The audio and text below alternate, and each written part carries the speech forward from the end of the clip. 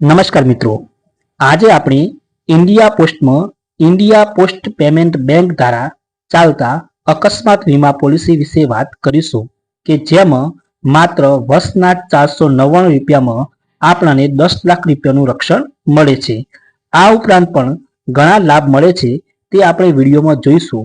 મિત્રો, આપણે સૌ પરિવારના ભવિષ્યને સુરક્ષિત કરવા માટે વિવિધ પ્રકારની યોજનાઓમાં રોકાણ કરતા હોઈએ છીએ, પણ એક કલ્પના કરો, કદાચ આપણે જ પરિવાર વચ્ચે નહીં હોઈએ તો?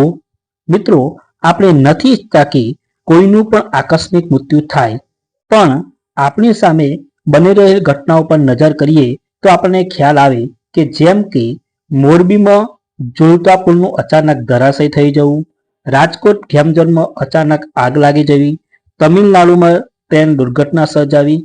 આપણો કહેવાનો મતલબ એ છે કે આકસ્મિક ઘટના કોની જોડે બનશે, ક્યારે બનશે અને કયા સમયે બનશે નક્કી હોતું નથી।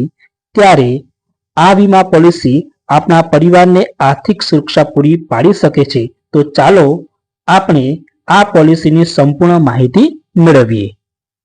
મિત્રો, આ વીમા યોજનાનો લાભ લેવા માટેની લાયકાત શું હોય એની વાત કરીએ તો આ વીમા પોલિસીનો લાભ 18 થી 65 વર્ષની ઉંમર ધરાવતો કોઈ પણ વ્યક્તિ મેળવી શકે છે। એના માટે ઇન્ડિયા પોસ્ટમાં ખાતું હોવું જોઈએ। જો ખાતું ના હોય તો ખાતું ખોલાવ્યા બાદ આ યોજનાનો લાભ મેળવી શકાય છે। આ યોજનામાં જોડાવા માટે વર્ષના 499 રૂપિયા ભરવાના હોય છે, જે દર વર્ષે રિન્યુ કરવાના હોય છે।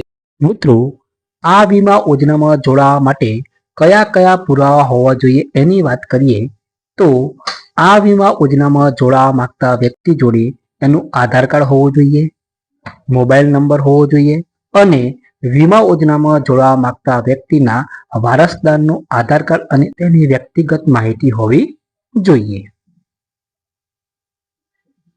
વીમા યોજનાઓના લાભોની વાત કરીએ તો વીમા ધારકનું જો આકસ્મિક મૃત્યુ થાય છે તો તેને 10 લાખ રૂપિયાનું વળતર મળે છે।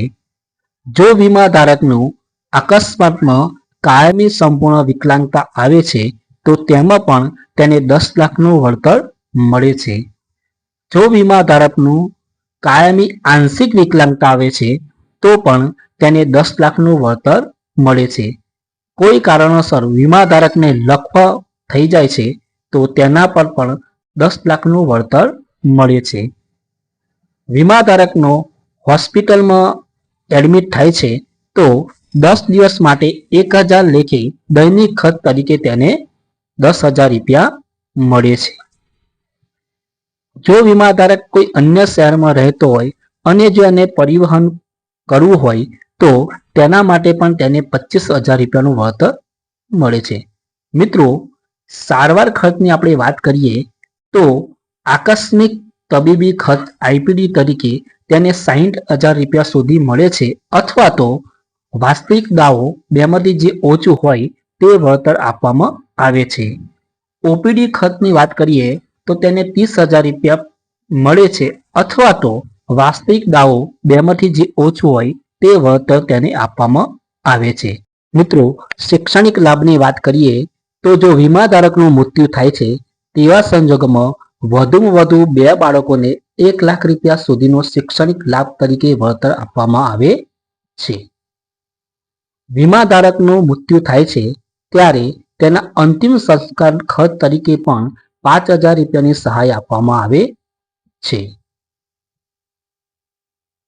મિત્રો, દરેક અકસ્માતમાં આ વીમા પોલિસીનો લાભ મળે છે, જેવા કે રોડ અકસ્માત, ઇલેક્ટ્રિક શોર્ટ, સર્પદંશ વગેરે। કયા સંજોગોમાં વીમા પોલિસીનો લાભ નથી મળતો એની વાત કરીએ તો 1. આત્મહત્યા, 2. લશ્કરી સેવાઓ અથવા કામગીરી, 3. યુદ્ધ, 4. ગેરકાયદેસર કૃત્ય, 5. બેક્ટેરિયલ ચેપ, 6. રોગ, 7. એઇડ્સ અને 8. ખતરનાક રમતો વગેરેમાં આ પોલિસીનો લાભ મળતો નથી। મિત્રો, આ વીમા યોજના અંગે તમારા મનમાં કોઈ પ્રશ્ન હોય તો તમે 155299 નંબર પર સંપર્ક કરી શકો। મિત્રો, તમને જો અમારો આ વિડીયો ગમ્યો હોય તો ચેનલને સબસ્ક્રાઇબ અને વિડીયોને લાઈક કરશો, જેથી કરીને અમે આવી સરકારશ્રીની વિવિધ યોજનાઓ અને વીમા પોલિસી વિશેની માહિતી આપ સુધી પહોંચાડતા રહીએ।